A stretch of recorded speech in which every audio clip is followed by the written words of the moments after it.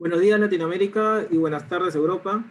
Bienvenidos a nuestro webinar Las responsabilidades derivadas de la COVID-19, organizado por Cultura de Seguros, página web dedicada a fomentar la cultura de seguros y prevención de riesgos en beneficio de las familias y empresas latinoamericanas.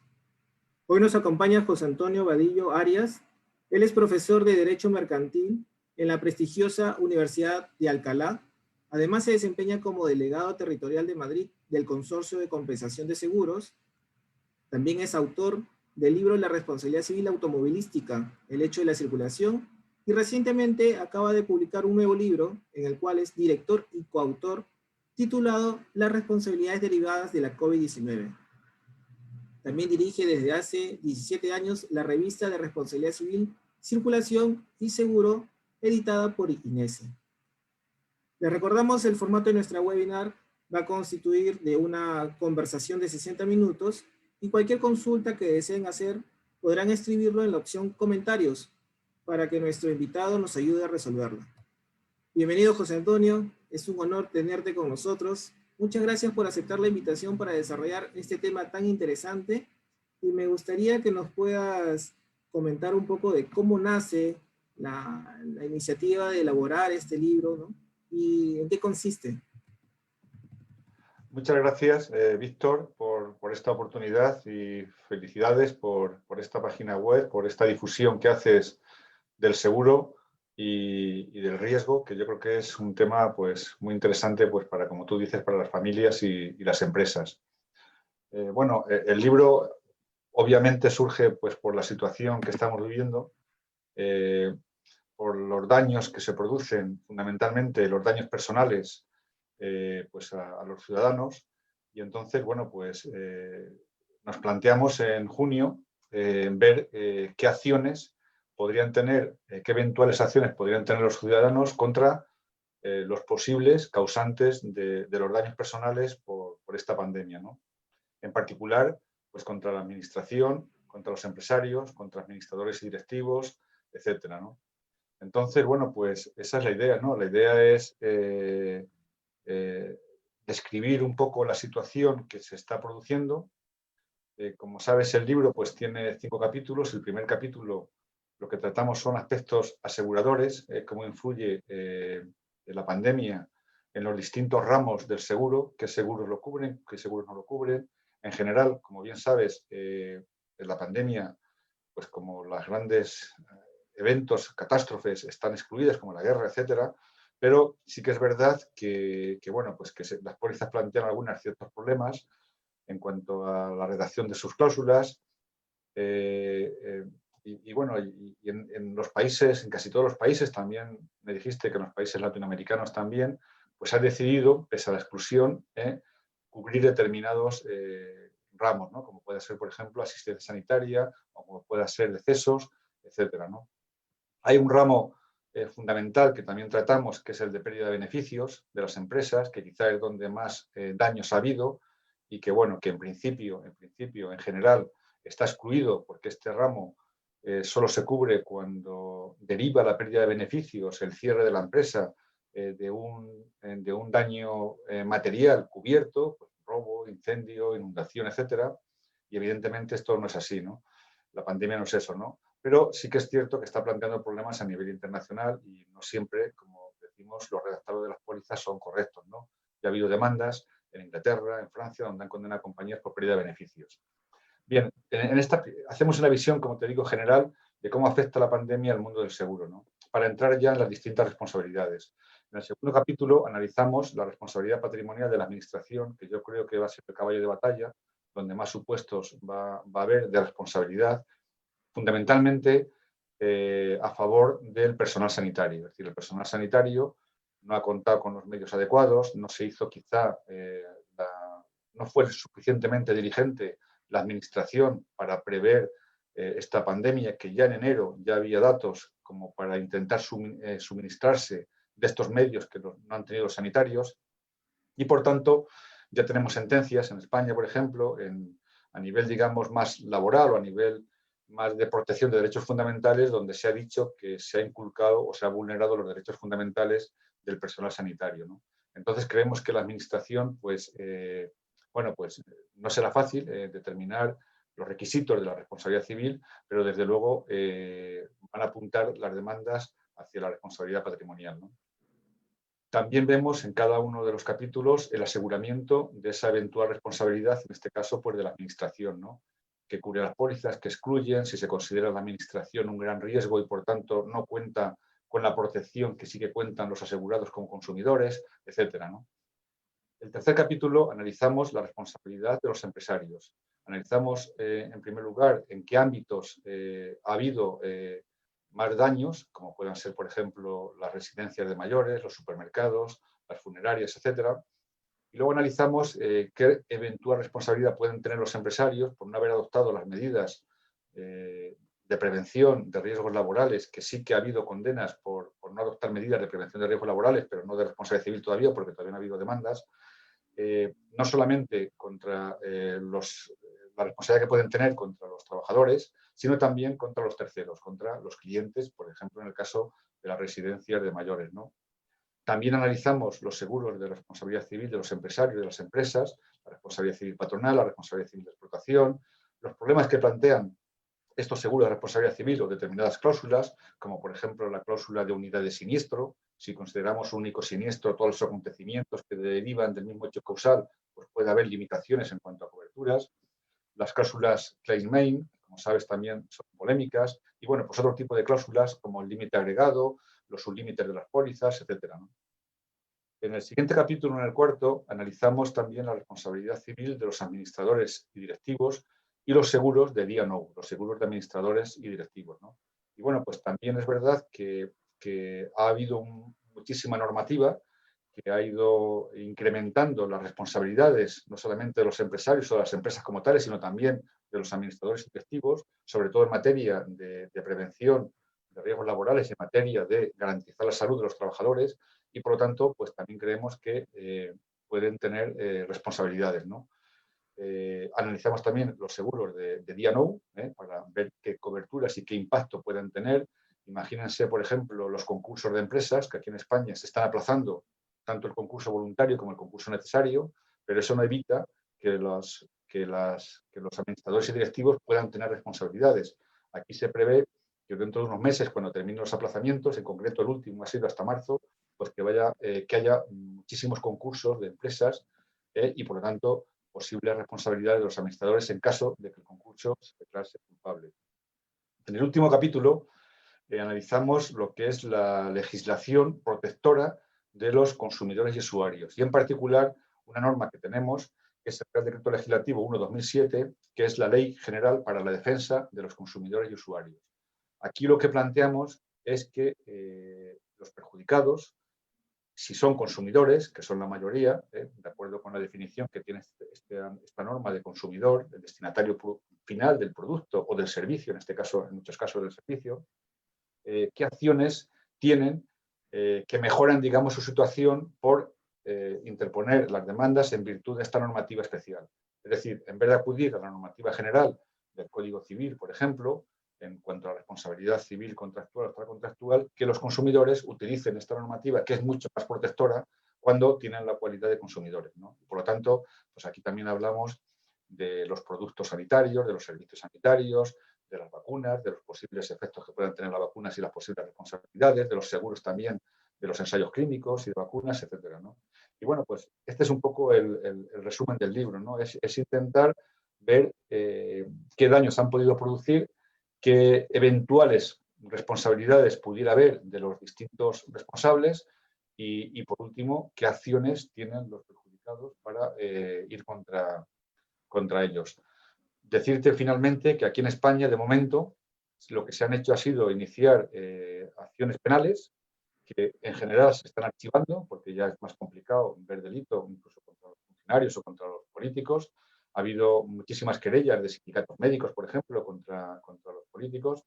También ha habido muchas acciones en el ámbito laboral por infracción de la normativa de prevención de riesgos laborales, que también es bastante exigente con los empresarios y con la propia administración, y casi todas han sido condenas, pero por infracción de la normativa de riesgos laborales, por no haber tomado las medidas cautelares, las medidas que tienen que tomar, ¿no? Pero esas acciones no conllevan responsabilidad civil y, por lo tanto, ahora lo que se espera, a raíz un poco también de cómo se ha pronunciado la jurisprudencia, sobre todo en materia de prevención de riesgos laborales, donde ha reconocido que le ha habido, pues lo que se espera ahora es que se empiezan a iniciar ya acciones civiles reclamando ya daños y perjuicios. Muchas gracias, José Antonio. Nos has hecho una muy buena introducción, muy didáctica sobre un resumen del libro, ¿no?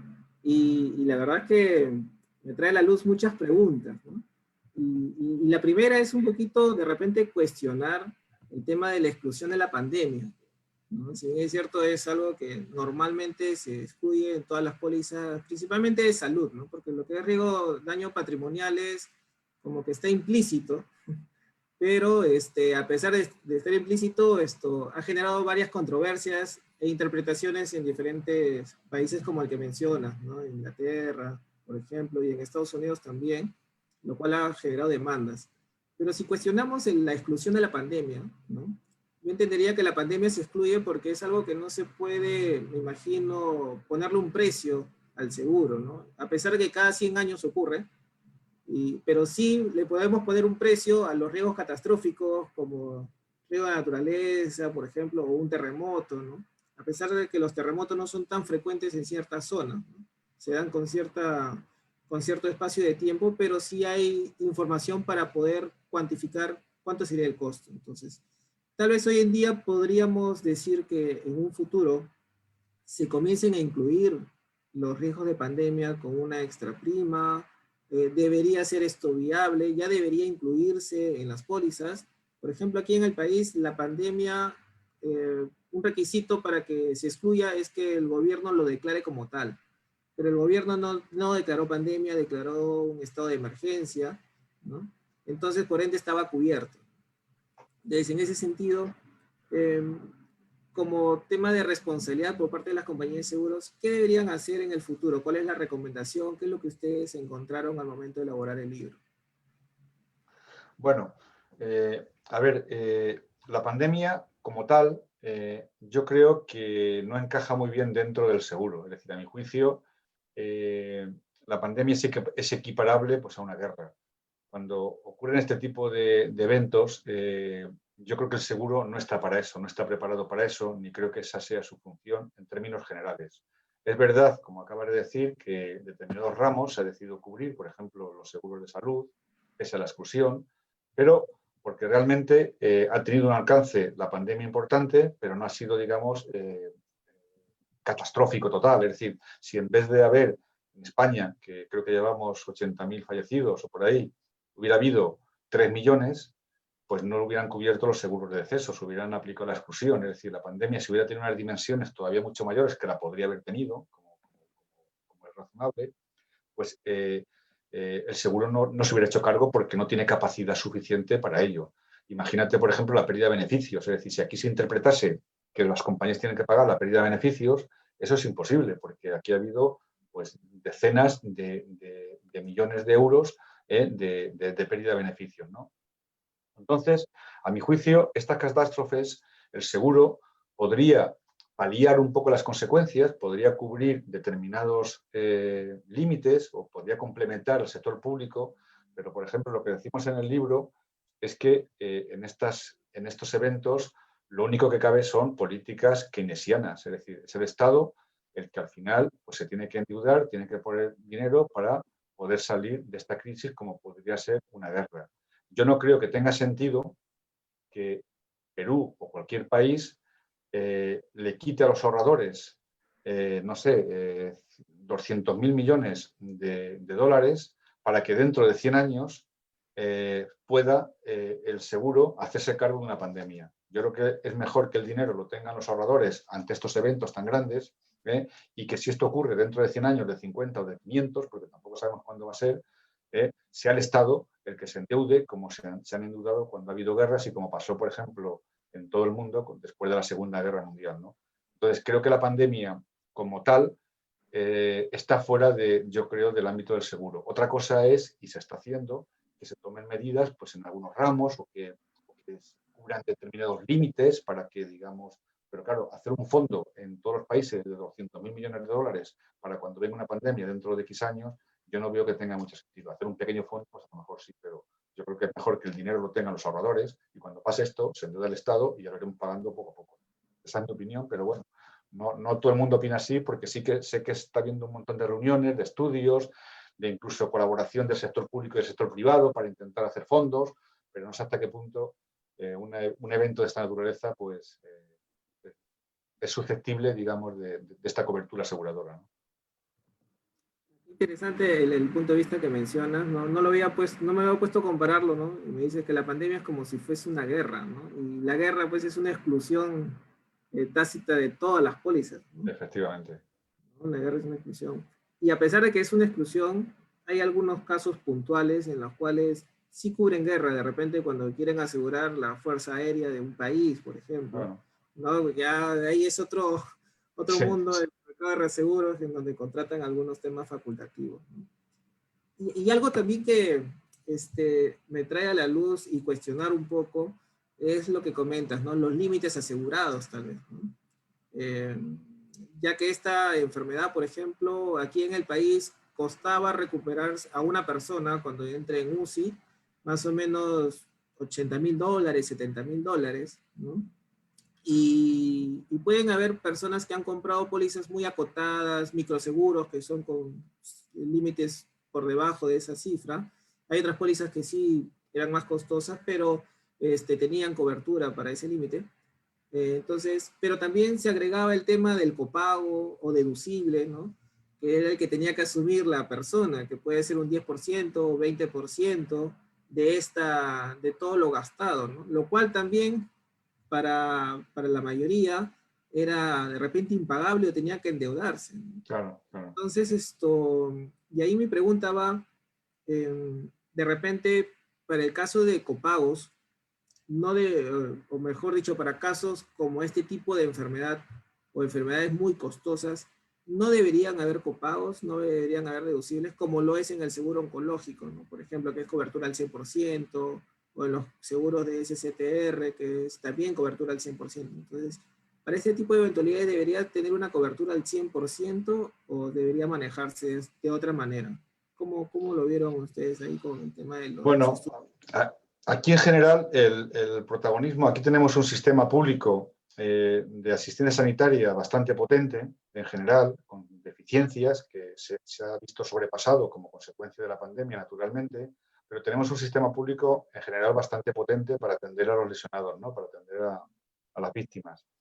Pero también se ha hecho uso de los seguros privados, que, como bien dices, pues tienen límites o tienen también fórmulas de copago y que efectivamente los costes son elevadísimos y por lo tanto supone pues, un perjuicio patrimonial para estos asegurados.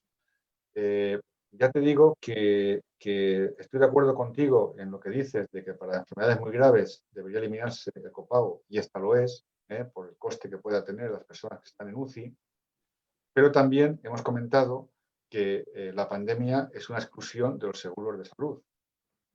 Se ha decidido por parte de los países en general o por parte de por parte de los países, no, por parte del sector asegurador aquí en España y supongo que en muchos países cubrirla, pues porque el alcance es soportable para el sector asegurador.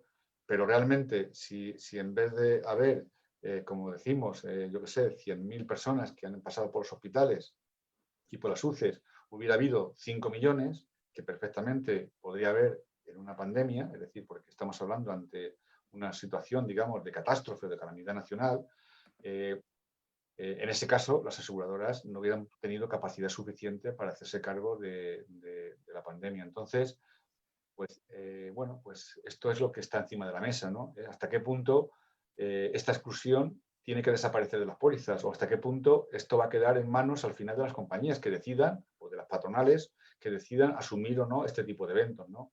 Esto sí que tendría que dar más seguridad jurídica y, bueno, pues yo también entiendo que desde el punto de vista asegurador, como he dicho antes, es muy complicado no excluir la pandemia por los efectos que puede tener. Es verdad que en este caso parece asumible, pero claro, podría ser totalmente inasumible. Entonces, ¿qué ocurre? Bueno, pues a lo mejor habría que acudir a mecanismos, en el caso de la salud, que es importantísimo que esté cubierta, pues a mecanismos complementarios o a idear un sistema público-privado para complementar, digamos, en lo público. Pero claro, el problema de lo público es que a lo mejor no tiene suficientes medios, ¿no? Aquí en España sí que tenemos un sistema bastante bueno, pero a lo mejor otros países no lo tienen tan bueno, ¿no?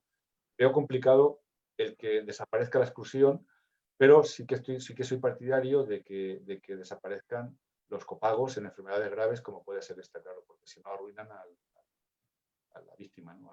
Al enfermo. Gracias, José Antonio, por tu respuesta.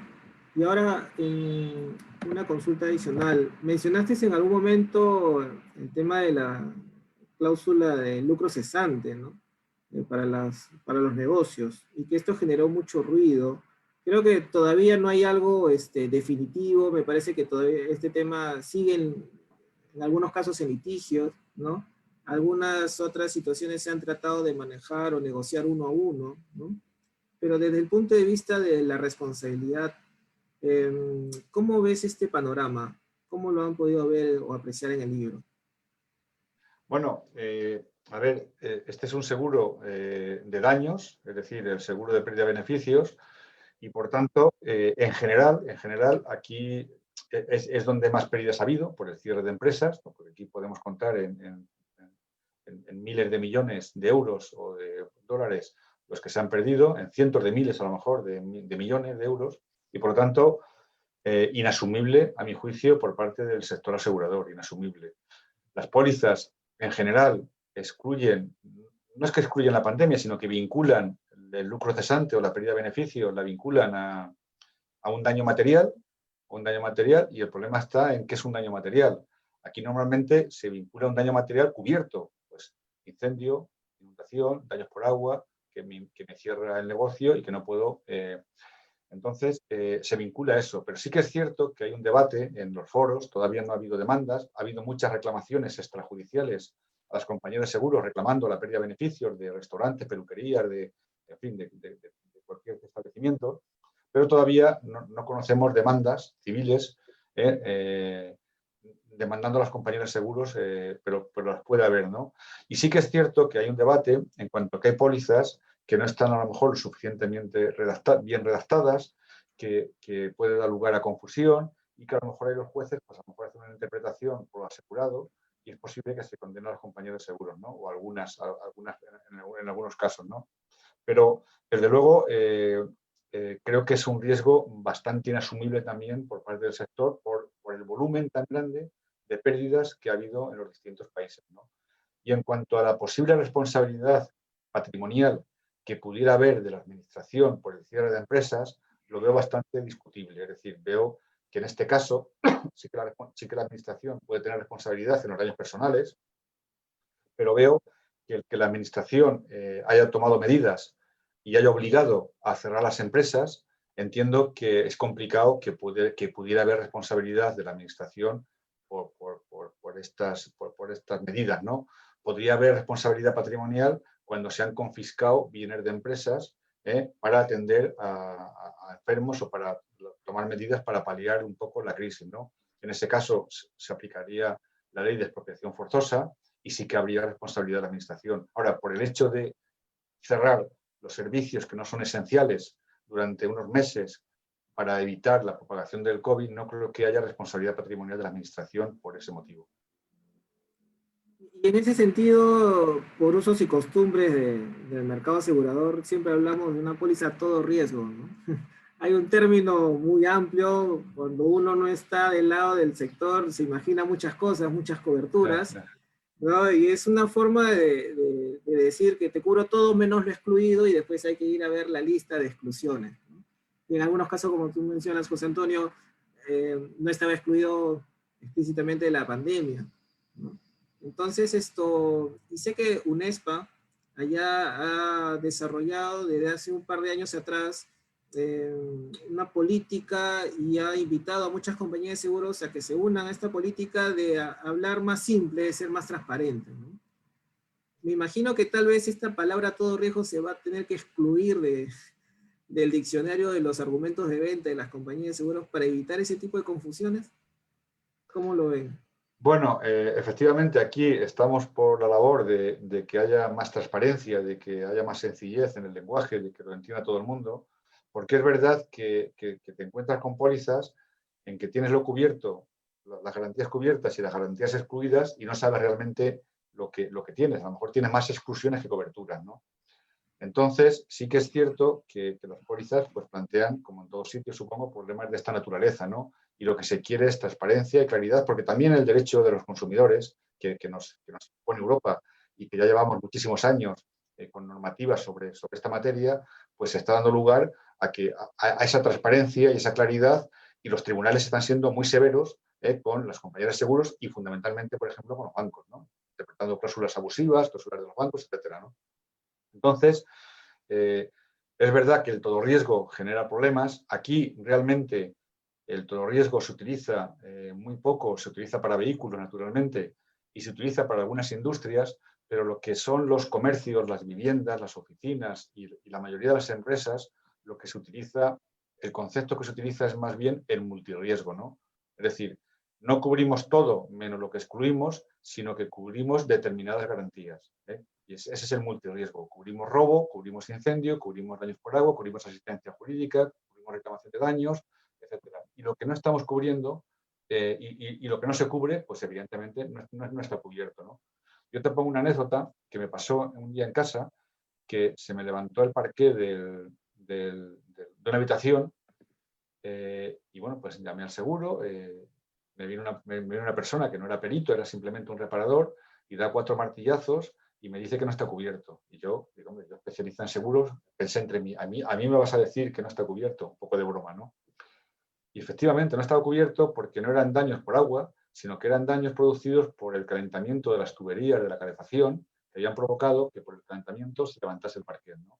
Yo no tenía esa cobertura, ¿eh? Yo no tenía daños por el calentamiento de tuberías de calefacción, yo tenía daños por agua, que es la clásica cobertura, o una de las clásicas coberturas, ¿no? Entonces, evidentemente, como no es un todo riesgo y es un multirriesgo y esa cobertura no la tengo, pues no estoy cubierto, ¿no? Entonces, se tiende, digamos, a utilizar estas pólizas llamadas multirriesgos para dejar claro que multirriesgo es 20, 10, 15 riesgos que te aseguro, con sus respectivas exclusiones, pero no es un todo riesgo, que es un poco lo que da lugar a más confusión, como tú bien dices. Sí que es verdad que hay algunas pólizas también todo riesgo, sobre todo en industrias, pero son escasas. Ahora, la parte opuesta al tema es que sí hay compañías de seguros que han estado cubriendo la pandemia en caso de un evento deportivo, ¿no? Como fue lo de Wimbledon. Esto, que fue uno de los eventos de tenis que sí tuvo cobertura para el caso de pandemia, debido a que sus organizadores ya lo habían comprado hace más de 17 años a raíz del SARS en el 2003, ¿no? Entonces, como que en ese momento esto sí se podía dar. Tal Sí, vez eso pueda abrir la posibilidad a que se den más coberturas de pérdida de beneficios, tal vez limitado a eventos nada más deportivos, o conciertos, o otro sí. tipo de negocio podrían entrar a raíz, o ya no se van a dar debido a la pérdida que se tuvo en este momento. Bueno, yo creo que aquí tenemos un evento que es el de la tecnología, no me acuerdo ahora cómo se llama, el World Mobile de Barcelona, eh, que efectivamente se planteó porque se canceló también este evento, que suponía muchísimos ingresos y muchísimas pérdidas de beneficios en cancelación. Y bueno, según se publicó, se ofreció la cobertura de la pandemia y se rechazó por el coste, pero evidentemente al rechazarla, pues no tuvo cobertura, ¿no? Pero sí que es verdad que es una cobertura que se da en la cancelación de eventos, en eventos deportivos, en eventos, digamos, culturales, en conciertos, en este tipo de cuestiones, y sí que se ofrece por parte de las compañías. Y bueno, pues entiendo que en este tipo de coberturas, pues a lo mejor la pandemia sí que tiene más encaje, ¿no? ¿Por qué? Pues porque realmente los daños no van a ser cuantiosos. No es lo mismo los daños personales que pudiera haber, que puedan ser, pues como decimos, ilimitados casi, ¿no? Que los daños de eventos deportivos o de eventos culturales. Entonces, bueno, pues a cambio de una prima que se pueda calcular que se cubran los eventos deportivos, por ejemplo, de un país o de una ciudad o de de quien sea, pues entiendo que sí tienen cobertura porque es algo que el seguro puede controlar. Es decir, porque no se produce 1 millón de eventos deportivos o la cancelación de 1 millón de eventos deportivos. Entonces, bueno, mientras que sea controlable, por eso digo que la pandemia se puede asegurar siempre y cuando se pueda controlar.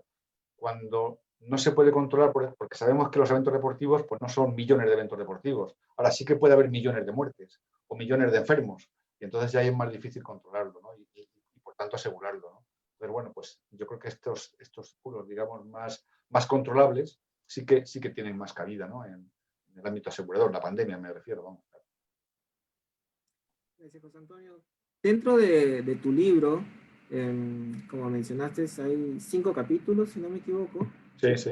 Y tú desarrollas el capítulo número 3, ¿no? El cual está relacionado a la responsabilidad empresarial ante la COVID-19, ¿no?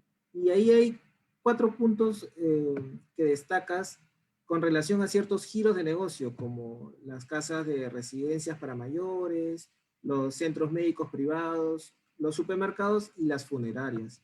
¿Me podrías eh, ayudar a profundizar un poquito más? ¿Qué es lo que vistes en estos 4 giros que muestras en el libro? Bueno, como estamos tratando fundamentalmente los daños personales, yo entiendo que la responsabilidad empresarial, donde más daños personales ha habido o puede haber, es precisamente en estos 4, digamos, sitios, ¿no? Fundamentalmente en el primero. Aquí en España han muerto muchísimos mayores de residencias de ancianos, ¿no? De mayores. Es decir, puede ser que hayan muerto pues 30 o 40.000 personas mayores en las residencias, ¿no? Con lo cual pues, ha tenido una incidencia muy importante, ¿no? Entonces, bueno, pues lo que hago al inicio del capítulo, como estoy hablando de la responsabilidad empresarial, pues es hablar de los 4 puntos donde yo creo que más se concentra la eventual responsabilidad que pueden tener los empresarios, ¿no? Que puede ser en las residencias, en los centros médicos privados, porque los públicos serían por la parte de la responsabilidad patrimonial de la administración, en los supermercados y en las funerarias, ¿no? Y analizo después cuál es la responsabilidad del empresario frente a terceros. Por ejemplo, en el caso de las residencias, los usuarios serían terceros, serían ajenos a la relación laboral, y frente a los propios trabajadores de estos centros, ¿no? Que en el caso, por ejemplo, de los centros médicos privados o de las residencias, pues también han sufrido daños los propios trabajadores, ¿no? Y bueno, pues la normativa es bastante más exigente para los propios trabajadores, es decir, hay más medidas, más obligaciones, sobre todo de prevención de riesgos laborales de los empresarios, que para los terceros, ¿no? Entonces, bueno, pues aquí, luego ya después, lo que analizo es cuál es la responsabilidad del empresario frente a terceros, por ejemplo, los usuarios de residencias, qué criterios rigen esta responsabilidad, que en realidad pues hay que demostrar fundamentalmente, y es donde está el meollo de la cuestión, la relación de causalidad y la culpabilidad. Es decir, habrá que ver cómo ha actuado el empresario, por ejemplo, el titular de una residencia frente a los residentes, a los mayores, si ha tomado las medidas adecuadas, si los ha llevado a centros médicos rápidamente, en fin, si ha protegido también a estas personas. Y habrá que ver también la relación de causalidad, es decir, si realmente estas personas han cogido el COVID en el centro o se presume que lo han cogido. No habrá más remedio que en muchos casos, porque no a todos se les hicieron la prueba COVID, que acudir a las pruebas de presunciones. Es decir, si en una residencia ha fallecido una persona nada más y no se le ha hecho la prueba, va a ser difícil presumir que haya sido por el COVID. Ahora, si en una residencia, como ha pasado aquí en España, han fallecido el 15, el 20 o el 30% de los mayores que estaban en la residencia y a ninguno se le hizo la prueba del COVID y tenían síntomas compatibles con el COVID, pues cabe presumir que estas personas han muerto por el COVID y por tanto habría relación de causalidad, ¿no? Y luego, con respecto a los trabajadores, pues aquí la normativa, como te digo, es mucho más exigente. Ya los tribunales de la jurisdicción social, de la jurisdicción laboral, ya han declarado en muchas ocasiones que ha habido incumplimiento de las normas de prevención de riesgos laborales y eso puede abrir la vía a que haya luego responsabilidades de los empresarios, ¿no? En particular en los centros médicos, tanto públicos como privados. Yo trato los privados, pero también los públicos, ¿no? Es decir, aquí ha habido normativa donde se ha considerado, por ejemplo, que el COVID es un accidente de trabajo para los profesionales sanitarios y los profesionales de los centros médicos privados, por lo tanto la relación de causalidad ya la tienes y luego pues habría que acreditar la culpa del titular, ¿no? El hecho de no cumplir con la normativa de prevención de riesgos laborales parece ya un indicio de que cabe presumir su culpabilidad, ¿no? Y bueno, pues eso es un poco lo que trato en esos 4, digamos, lugares donde ha habido más incidencia, que eso no quita que hay otros sitios donde también la ha habido, ¿no? Por ejemplo, las farmacias. En las farmacias ha habido farmacéuticos que han fallecido porque han tenido que estar pues, al pie del cañón también, no han tenido a lo mejor las medidas de seguridad adecuadas, y ha habido empleados que también han fallecido en las farmacias, ¿no? Por ponerte un ejemplo, ¿no? Gracias, José Antonio. Y una consulta, hablaste sobre el COVID como accidente de trabajo, ¿no? Y en una parte del libro mencionas sobre la COVID-19, accidente de trabajo o enfermedad, ¿no? ¿Qué diferencia hay clasificarla de una u otra manera? Bueno, pues la diferencia es muy importante. Primero, hay que decir que en líneas generales, a mi juicio, el COVID o la COVID no es ni accidente de trabajo ni es enfermedad profesional, salvo para aquellas personas que sí que tienen riesgos de este tipo, ¿no? Es decir, que trabajan pues, en laboratorios o que trabajan en determinados ámbitos que sí que hay normativa que sí que establece que los riesgos pandémicos pues, es un riesgo laboral, ¿no? Pero en general, la COVID, ni siquiera para los sanitarios, se podría decir que es un riesgo, que es un accidente de trabajo o una enfermedad profesional. Es algo distinto, es una enfermedad común que es ajena, digamos, en principio, salvo determinados supuestos, como te digo, a la relación laboral. El calificarla como un accidente de trabajo o calificarla como accidente común, digamos, o como enfermedad común, pues tiene consecuencias muy importantes en los seguros, por ejemplo, ¿no? Es decir, el hecho de que se califique, por ejemplo, bueno, aquí lo que ha ocurrido es que el gobierno ha dictado distinta normativa donde dice que en general no es accidente de trabajo o ha dicho que es accidente de trabajo solamente a efectos de la incapacidad temporal, pero no a otros efectos. Luego dijo que el que acreditase que cogió la enfermedad en el trabajo, pues que se consideraba como accidente de trabajo a todos los efectos, pero tenías que acreditar que la habías cogido en el trabajo. Y luego dictó una normativa más favorable para los sanitarios y para los trabajadores de las clínicas privadas que presumía que era accidente de trabajo en todos estos casos. Claro, ¿qué consecuencias tiene esto? Bueno, pues que ya tenemos la relación de causalidad para estas personas, es decir, el que consiga acreditar que es accidente de trabajo o los sanitarios que para ellos ya es accidente de trabajo, ya tenemos la relación de causalidad en cuanto a accidente de trabajo. Y por tanto, a la hora de ir contra el empresario, ya tenemos uno de los requisitos de la responsabilidad civil cubierto, por decirlo de alguna manera. Solamente tiene que acreditar la culpabilidad del empresario, ¿no? Que en el caso español tenemos una normativa muy protectora de los trabajadores que en materia de responsabilidad civil se presume la culpabilidad del empresario y por lo tanto se invierte la carga de la prueba. Si ya tenemos acreditado que es accidente de trabajo, porque lo dice la normativa, a todos los efectos, y si además se presume la culpabilidad del empresario y él es el que tiene que demostrar que actuó con la diligencia debida, cosa que es más complicado al invertir la carga de la prueba, pues digamos que ya tenemos un campo abierto para poder determinar la responsabilidad civil del empresario, ¿no? Por tanto, las consecuencias son importantes. Y luego, entre accidente de trabajo y enfermedad profesional, ya sabes que la enfermedad profesional normalmente las compañías de seguros no la cubren los accidentes de trabajo. Cubren la responsabilidad civil en la responsabilidad patronal, cubren la responsabilidad civil derivada del accidente de trabajo, pero excluyen siempre la responsabilidad civil del empresario derivada de la enfermedad profesional. Por tanto, también podría tener consecuencias en el ámbito del seguro, ¿no? Y luego lo que planteo también es qué incidencia tiene esta consideración en otros seguros. Es decir, si yo tengo un seguro de accidentes particular, claro, el que se califique como accidente de trabajo ya va a vincular también a la jurisdicción civil, digamos, de una póliza que yo tengo que me asegure solamente accidentes. Bueno, pues eso es uno de los debates que está habiendo y que va a haber, ¿no? Hasta qué punto las pólizas de accidentes individuales van a considerar cobertura del COVID porque sea accidente de trabajo, ¿no? Porque claro, el accidente de trabajo es afectos laborales, pero no afectos civiles, en principio, ¿no? Pero ya digo que esto planteará ciertos problemas en la práctica. Qué interesante cómo un término puede hacer que se active más de una póliza, ¿no? Efectivamente, Y así es, así es, así es. justo me has hecho recordar, por ejemplo, aquí en el país existe un seguro de vida ley, el cual es obligatorio a partir de este año para todas las personas que están laborando y figuran en planilla, ¿no? Es decir, en una empresa formal. Y si la persona muere por enfermedad, a sus deudos les dan 16, el equivalente a 16 sueldos de su familiar fallecido, y en el caso de muerte accidental es 32, ¿no? El doble, claro.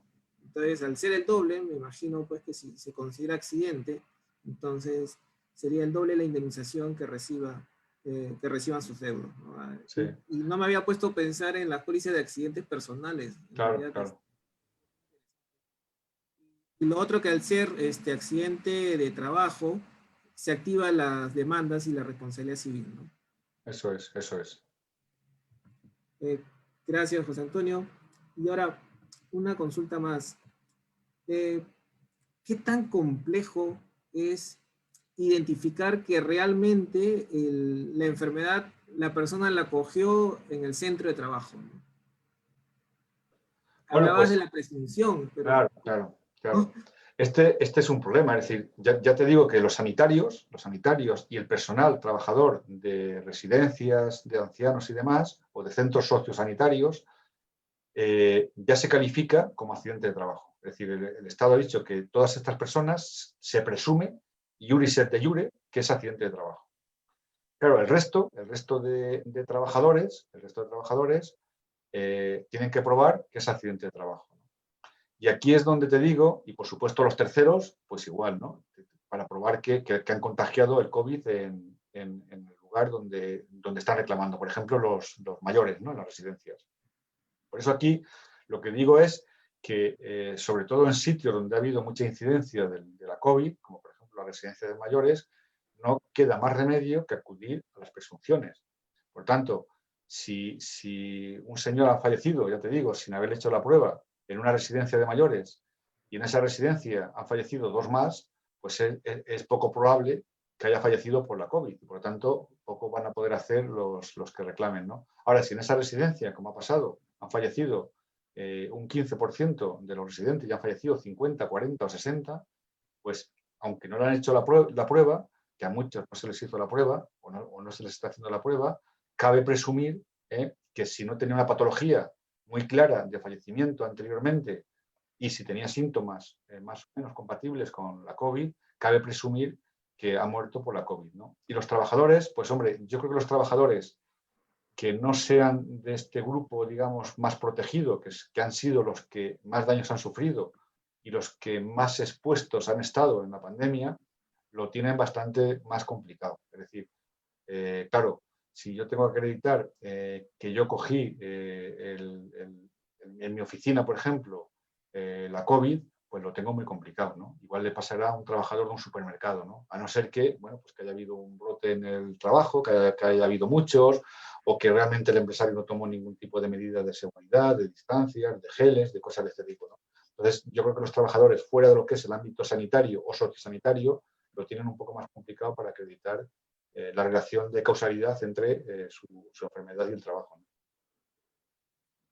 Y ahora las clínicas y hospitales colapsaron debido a que no había muchas camas UCI. No solamente el tema es la cama y tener el respirador, sino también hay personal adecuado para poder asistir a las personas que llegan a esta situación. ¿Y hasta qué punto serían responsables las clínicas, por ejemplo, de no poder atender a las personas por no tener esa capacidad instalada para poder hacerlo, ¿no? ¿Qué tanta responsabilidad tienen en ese sentido las clínicas? Porque todas han colapsado, ¿no? Bueno, pues este es un tema también que está encima de la mesa, ¿no? Es hasta qué punto se le puede exigir a la administración que haga un hospital en 10 días, ¿no? Como hicieron en los chinos, ¿no? Eh, claro, a la administración yo creo que sí que puede haber responsabilidad por no haber dotado de medios, por ejemplo, a sus profesionales, porque sí que quizá hubo tiempo para haberlo hecho y a lo mejor se actuó demasiado tarde, porque ya el 30 de enero del año pasado, ya el director general de la Organización Mundial de la Salud ya dijo que estábamos ante, no dijo pandemia, pero dijo ya ante un evento de consecuencias y que había que tomar medidas y que había que proteger a los trabajadores. En fin, yo creo que ya se podrían haber tomado medidas, pero realmente, en cuanto a lo que tú dices de capacidad, pues claro, aquí se ha planteado el problema de que, por ejemplo, en Madrid se creó un grupo que le llamaban de geriatras para atender a los mayores, y este grupo decidía qué mayores iban de las residencias a los hospitales públicos o privados y qué mayores no iban. Pero claro, habrá que ver cómo actuaron estas personas, ¿no? Y habrá que ver qué criterios utilizaron y por qué, ¿no? Sí, claro, si no había sitio, como tú bien comentas, Víctor, para ir, pues hombre, pues al final no queda más remedio que seguir los protocolos y decir, oye, pues antes tiene que entrar una persona de 50 años que una persona de 85, ¿eh? Que eso también podría ser discutible, no digo que no podría ser discutible, pero sí que hubo selección y se dijo, usted no puede ir al hospital porque no hay sitio. Ese fue el argumento que se dio. ¿Hasta qué punto realmente no hay sitio o hasta qué punto se pudo hacer algo más? Pues difícil acreditarlo también y difícil determinar la responsabilidad patrimonial, en este caso, si es por este motivo, ¿no? Porque claro, no se puede hacer un hospital en 15 días, ¿no? Entiendo yo, ¿no? O es muy complicado, ¿no? Pero bueno, llevamos también muchísimos años que se viene hablando y que hay foros internacionales y que hay convenios y que se viene hablando de pandemias y que se viene hablando de que había que tomar medidas y hay por ahí 1000 documentos que hablan de esto y a lo mejor pues tendríamos que tener en las grandes ciudades pues un hospital previsto para estos casos y bueno, pues a lo mejor ahí sí que se le puede achacar a la administración no haber tomado medidas de este tipo, ¿no? Aquí hay un principio en la legislación de la Administración, en la Ley General de Sanidad, de precaución. La Administración se tiene que adelantar también a los eventuales eventos que pudiera haber. Y desde luego, en los últimos 20 años, se podría citar un montón de normativa y un montón de convenios que ha habido y de cuestiones que ya vienen advirtiendo de la posibilidad de que esto podría ocurrir, ¿no? Y tampoco se ha hecho nada para crear este tipo de hospitales, ¿no? Entonces, bueno, pues dependerá un poco también los jueces, dependerá de cada caso, dependerá de las pruebas que pudiese aportar las partes, etcétera, ¿no? Pero es un tema conflictivo, un tema difícil, yo entiendo que es difícil, pero no digo que sea tampoco imposible pues, conseguir también la responsabilidad patrimonial pues, por no haber cumplido con este principio de precaución, ¿no? Sí, definitivamente porque se podría, en algún momento creo que lo conversamos, se podría tornar discriminatorio, ¿no? Claro, Saber a quién priorizas en eso es, cuanto a la eso es. atención, ¿no? Porque se genera una cola de espera para poder ingresar a una cama UCI. Así es, así es. Es decir, eso se ha dado, se dio sobre todo en la primera época y se decidió en muchos casos que había personas que no tenían derecho a ir a la cama UCI, pues porque había otros con más preferencia. Entonces, bueno, ¿hasta qué punto eso se tomó esa decisión con criterios racionales y con criterios proporcionales? Y bueno, pues habrá que analizarlo, claro, habrá que analizarlo. ¿Cómo han visto el tema de los laboratorios clínicos, ¿no? Ya estamos a puertas de la vacuna, algunos países ya van a usar la vacuna, en España creo que ya han estado vacunando, Europa en bloque han comprado una cantidad de vacunas para toda su población y los países que en su conjunto han hecho esta adquisición, pero hay una responsabilidad también que no lo vamos a ver ahorita, tal vez por las secuelas de la vacuna, ¿no? Normalmente una vacuna demora 5 años para saber si se puede aplicar a humanos, y esta es una vacuna en tiempo récord, ¿no? Entonces, la responsabilidad de los laboratorios, ¿cómo va a influenciar en el futuro? Tenía entendido que algunos laboratorios están negociando con los países para que lo excluyan de cualquier demanda, ¿no? Como Eso es. condición porque es un tema pues, de emergencia, ¿no? Pero de todas maneras, ¿cómo ven este panorama de las vacunas y la responsabilidad de los laboratorios que las están desarrollando? Bueno, pues esto supongo que desgraciadamente pues también dará lugar a controversias, porque mucho me temo que la vacuna va a tener más efectos secundarios de los que se dice, ¿no? No digo ni mucho menos que no haya que los beneficios sean mayores, sin ninguna duda, porque simplemente es lo que dicen los especialistas, los inmunólogos y los médicos en general, que los efectos positivos van a ser totalmente desproporcionados a favor de los efectos negativos y por lo tanto hay que vacunarse, yo lo veo así. Ahora, que va a tener más efectos negativos de los que a lo mejor nos cuentan, pues eso parece también una realidad, ¿no? Sobre todo porque también dicen los expertos que una vacuna, para que realmente sea muy segura o bastante más segura, pues tiene que tener un periodo de tiempo mayor que el que tiene esta, ¿no? Por mucho que se hayan puesto medios y demás, ¿no? Entonces, sí que es verdad que puede haber daños producidos pues, por las vacunas. Y bueno, pues aquí lo que tú estás diciendo, los laboratorios están intentando eludir su responsabilidad, diciendo pues que quede claro que ellos no son responsables, pues por los motivos que sean, ¿no? De, y bueno, pues es un tema, también hay seguros sobre ensayos clínicos que se están también haciendo, sobre los posibles efectos, seguros obligatorios, en el caso de español tenemos seguros obligatorios sobre ensayos clínicos. Y bueno, pues una de las exclusiones de la responsabilidad patrimonial de la administración, por ejemplo, y que también se podría aplicar, pues en este caso, pues a un laboratorio, entiendo, que es el Estado, que también se aplica a los productos defectuosos o a los servicios defectuosos en el ámbito, digamos, privado, es el estado del conocimiento de la ciencia y de la técnica. Es decir, si realmente se produce un daño, pues porque no había suficientes conocimiento para evitarlo, pues a lo mejor sería un supuesto de exonerar de responsabilidad al causante del daño, ¿no? Y esto se aplica, en nuestro caso, por ejemplo, pues tanto en la normativa privada, en la Ley General que he dicho antes, para la defensa de los consumidores y usuarios, como en la normativa pública, ¿no? En la propia ley contenciosa administrativa, pues hay un supuesto de exoneración cuando el estado de la ciencia o de la técnica no permite pues, haber podido prevenir ese daño que se ha producido, ¿no? Entonces, bueno, pues se jugará, supongo, con esto a la hora de intentar exonerarse de responsabilidad los eventuales causantes de estos daños derivados de los ensayos clínicos, de las vacunas y demás, ¿no? Gracias, José Antonio. Hace unos días España ha sido afectada por la tormenta Filomena, ¿no? Y cuando estábamos conversando previamente me hablabas que se habían incrementado los casos de accidentes, porque las personas se han terminado resbalando, y esto pues junto con lo del COVID, también ha incrementado las visitas a las clínicas, hospitales, me imagino.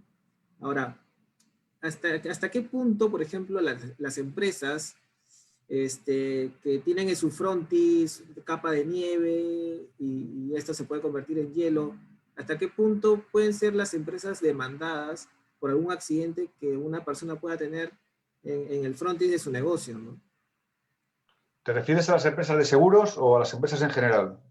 Las empresas en general, esto, pueden tener demandas porque de repente no llegó a quitar el hielo a tiempo y la persona se accidentó, Ya. tuvo alguna lesión. ¿Son también responsables por ello?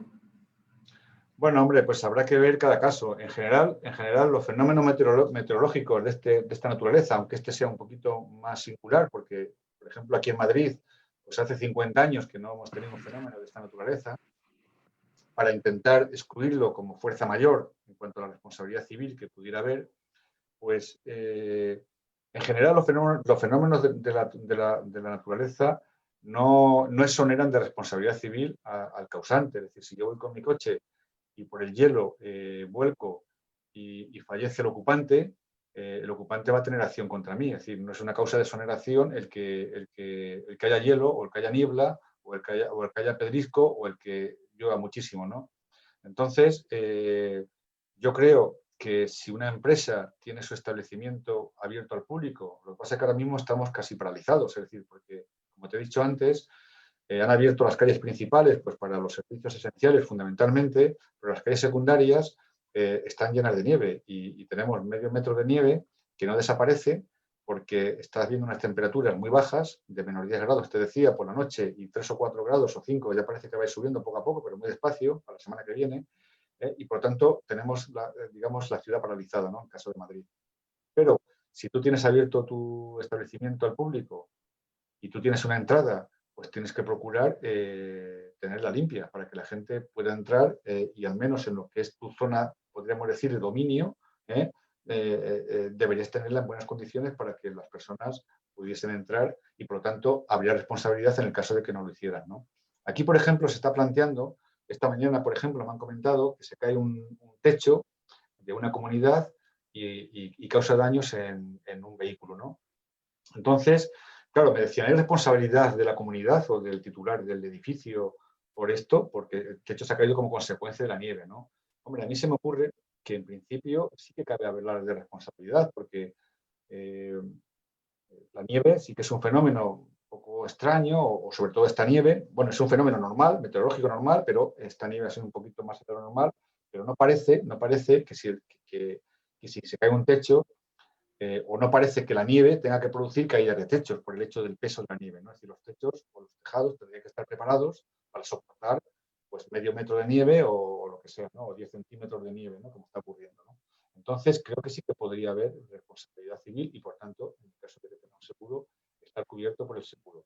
Ahora, si la nieve se cae sola del tejado y cae a la calle y porque está helada y causa daños en un bien o en una persona, pues entiendo que ahí no habría responsabilidad, porque al final es una cosa fortuita, ajena, digamos, al propietario de la vivienda, ¿no? Bueno, habrá que ver los casos, ¿no? Y habrá que ver cómo se va desarrollando esto, pero sí que es verdad que puede haber responsabilidad de las empresas y de las compañías de seguros como consecuencia de los daños producidos por la nieve, claro. Bueno, José Antonio, la verdad que te agradezco por tu excelente ponencia, ¿no? Y, por ejemplo, bueno, hemos hablado de muchos temas de responsabilidades, ¿no? De las empresas, de todo el tema de los laboratorios clínicos, el tema de cómo se define si es pandemia, la pandemia o el COVID, mejor dicho, es enfermedad o accidente, ¿no? Temas muy interesantes. Y también nos queda como una duda que te invito para ver si lo podemos resolver la siguiente semana. Hemos hablado de la responsabilidad y que esto ocasiona daños personales, ¿no? Pero ¿cómo podemos definir indemnizaciones justas, ¿no? ¿Cómo definir cuál es el monto de ese daño efectuado? Sobre todo a las personas, que es más complicado poder identificar el monto de la indemnización, ¿no? Entonces, me gustaría invitarte para el próximo jueves y tocar Muy este bien. tema, ¿no? Sobre la responsabilidad civil y el uso del baremo, que es algo que tú me explicaste en un momento, para hacer indemnizaciones justas. Bueno, ya lo hablamos el otro día y efectivamente, ¿no? Es decir, ahora una de las cuestiones que se plantea siempre en la responsabilidad civil, que es el elemento más importante, el que da lugar un poco a que se ponga todo en funcionamiento, es el daño, ¿no? Y en concreto, pues el daño personal, ¿no? Porque el daño material, pues es más fácil evaluarlo económicamente, pero el daño personal es más complicado, ¿no?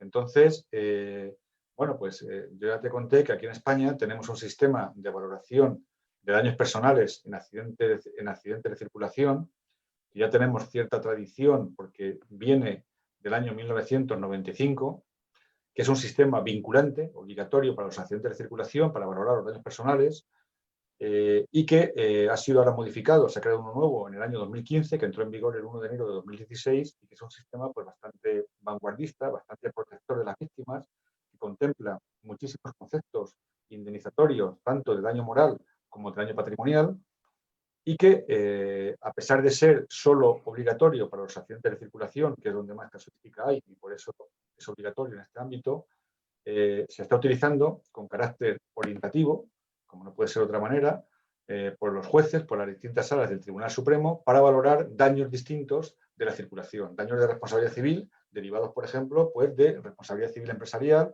o responsabilidad civil por negligencias médicas, ¿no? Por ponerte dos ejemplos.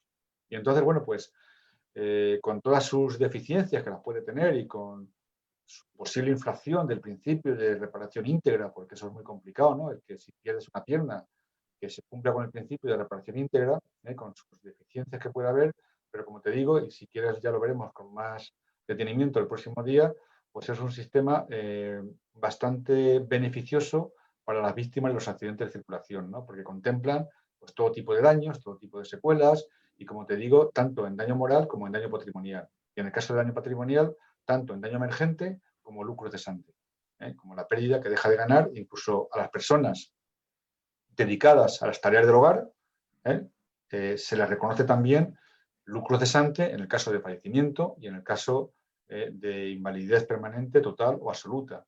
Es decir, personas que no tienen ingresos y sin embargo el baremo le otorga lucro cesante derivado de un daño producido por un vehículo a motor o, si se aplica un carácter distinto, pues con carácter orientativo a otros ámbitos, pues por un daño de responsabilidad civil en definitiva, ¿no? Entonces, bueno, creo que merece la pena, pues que, si te parece, pues que toquemos algunos aspectos de este sistema, porque considero que bueno, puede ser extrapolable pues, a otros sitios. Cada país pues, tiene sus jueces, tienen sus reglas, pero efectivamente aquí también lo teníamos así antes del 95, pero eso daba lugar a mucha inseguridad jurídica y sobre todo a que se infringiese el principio de igualdad, que cada juez decidía con su prudente arbitrio, pero claro, lo de prudente arbitrio es un concepto jurídico indeterminado, muy abstracto, lo que le corresponde a cada lesionado, ¿no? Con este sistema pues garantizamos seguridad jurídica, sobre todo también para las compañías de seguros, para que sepan cuáles son sus compromisos y puedan ajustar sus tarifas a sus compromisos, y también seguridad jurídica para los lesionados, porque saben que lo que van a obtener es lo que dice la ley, ¿no? Con todas las interpretaciones que caben, que también las hay y que también tiene dificultades, pero en general creo que es un sistema que ha sido positivo y que sigue siendo positivo tanto para los perjudicados como para fundamentalmente el sector asegurador. Muchas gracias, José Antonio. Entonces, tenemos tu compromiso y el nuestro también para poder abrir más el debate sobre el tema de cómo hacer indemnizaciones justas, ¿no? Lo podemos hacer el próximo jueves a la misma hora. Muy bien. Y para terminar, ¿alguna reflexión sobre tu libro y dónde las personas que estén interesadas pueden adquirir tu libro? Bueno, pues el libro está editado por Thomson Reuters Aranzadi, que es una editorial pues, a nivel mundial, es una multinacional, y bueno, pues supongo que está en las librerías, me consta que está en las librerías, por lo menos aquí en España, y no sé si lo han también comercializado fuera, creo que no, me imagino que no, que en principio no. Y bueno, pues supongo que poniéndose en contacto con la librería, con Thomson Reuters, con la editorial, que es una editorial, como te digo, a nivel mundial, pues se podrá obtener el libro. Claro. En Amazon, por ejemplo, pues está, y lo que pasa es que yo no sé si Amazon pues llega a todo el mundo, ¿no? A todos los países latinoamericanos, ¿no? Pero sí que está en Amazon, por ejemplo, el libro, sí. También tenemos manera de Conseguirlo a través de Amazon. Sí, sí. Sí. Bueno, pues. Y algunas reflexiones finales sobre lo que han visto ustedes en el tema de la responsabilidad civil de las empresas. Algunas recomendaciones que le podamos hacer a los empresarios. Bueno, aquí en España, por ejemplo, se ha dictado tanta normativa en estos meses, pero decenas y decenas de normas, para casi todas destinadas a los empresarios, para proteger a los trabajadores y para proteger a los terceros, que es casi imposible cumplirlas. Vamos, es casi imposible saberlas, ¿no?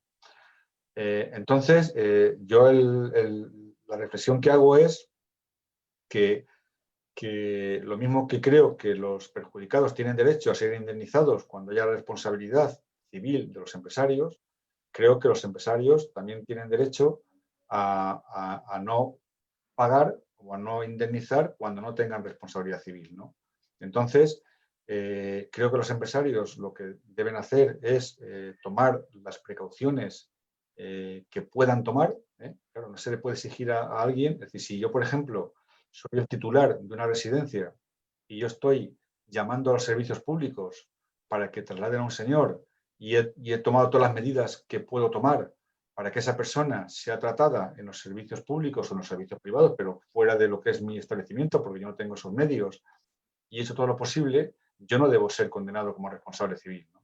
Entonces, lo que se le debe de exigir a los empresarios, ellos es verdad que ponen en riesgo también a las personas, que ponen en riesgo a los usuarios al comercializar sus productos, al ir a sus establecimientos y demás, pues que tomen todas las medidas de prevención que se están estableciendo por las autoridades, medidas de, pues eso, de guardar la distancia de seguridad, medidas de que no se aglomere gente en los establecimientos, medidas de poner vitrinas o poner cristales para no tener contacto con las personas que están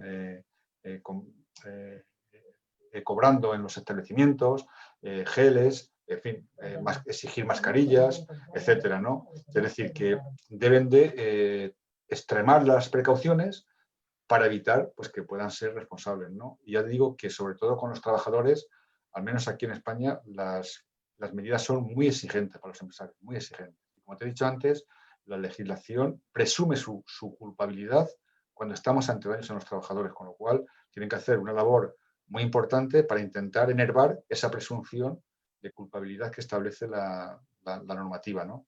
Pero aún así, pues yo creo que lo que tienen que hacer es pues, tomar las medidas que están exigiendo las autoridades en todos los países, sin ninguna duda. Muchas gracias, José Antonio, por tu ponencia, ha sido muy didáctica, y por tus reflexiones finales. Además, también te agradezco el tiempo para estar con nosotros. Sabemos muy bien pues que no solamente es ahora, sino hemos tenido unas reuniones previas para poder coordinar, ver cómo podemos explicar a las personas de la mejor manera este tema de la responsabilidad civil de las empresas derivadas del COVID-19, ¿no? Y gracias también por aceptar la invitación para el próximo jueves, ¿sí? Muy bien. Y gracias a todos los que se han conectado, y cualquier cosa pueden hacer comentarios o preguntas posteriores para poder ayudar a resolverlas. Este video lo vamos a subir después en nuestro canal de YouTube. Estén atentos a todas las comunicaciones que nosotros hacemos a través de nuestro fanpage, a través de LinkedIn, ¿no? De Cultura de Seguros, para que puedan ver las siguientes entrevistas y conversatorios que vamos a hacer en el resto del año. Muchísimas gracias a todos. Gracias, José Antonio. Gracias por estar conectados. Hasta luego. Muchas gracias, Víctor, por esta oportunidad y nada, pues te felicito por esta labor que haces. Gracias a ti, José Antonio. Gracias.